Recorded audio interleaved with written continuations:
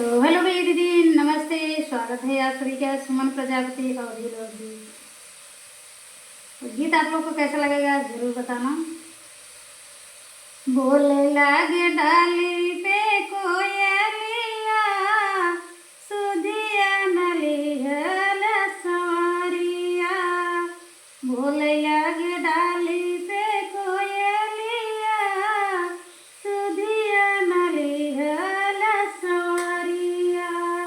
कब से जोही तोरी डगरिया, सुधिया नलिहल सवारिया।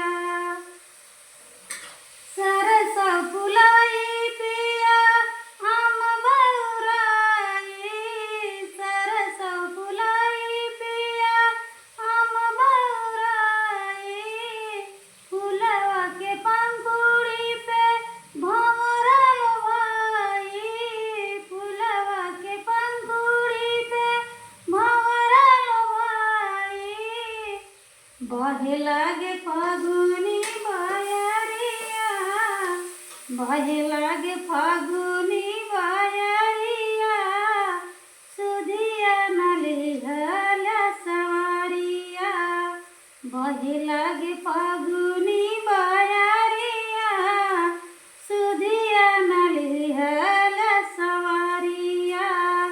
कब से जोही तोरी डगरिया, सुधिया नलिहल सवारिया, सुधिया नलिहल सवारिया। तोहरे बिना पिया रही नहीं पाई, तोहरे बिना पिया रही नहीं पाई। दिल के दर्द पिया कहीं नहीं पाई, दिल के दर्द पिया कहीं नहीं पाई।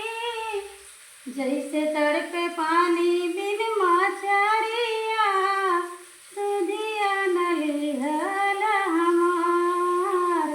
जैसे तड़पे पानी बिन मछरिया, सुधिया नलिहल हमार।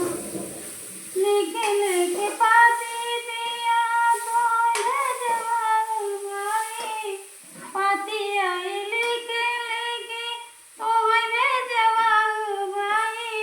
मन के दर्द पिया तोहू के समझाई, मन के दर्द पिया तोहे समझाई। मनवा में बसी तोरी सूरतिया, जियरा में बसी तोरी सूरतिया। सुधिया नलिहल सवारिया, मनवा में बसी तोरी मूरतिया। सुधिया नलिहल सवारिया। तब से जोही तोरी डगरिया, सुधिया नलिहल सवारिया, सुधिया नलिहल सवारिया। डोलिया कहार लगे कब पिए आऊँगा, डोलिया कहार लगे कब पिए आऊँगा। मन के सपना पिया कब ले बुझाएगा, मन के सपना पिया कब ले बुझाएगा। रात दिन तड़पे तोरी गुजरिया, रात दिन तड़पे तोरी गुजरिया। सुधिया नलिहल सवारिया, रात दिन तड़पे तोरी गुजरिया। सुधिया नलिहल सवारिया। कब से जोई तोरी डगरिया, सुधिया नलिहल सवारिया। तो आप लोग को ये गीत कैसा लगा जरूर बताना।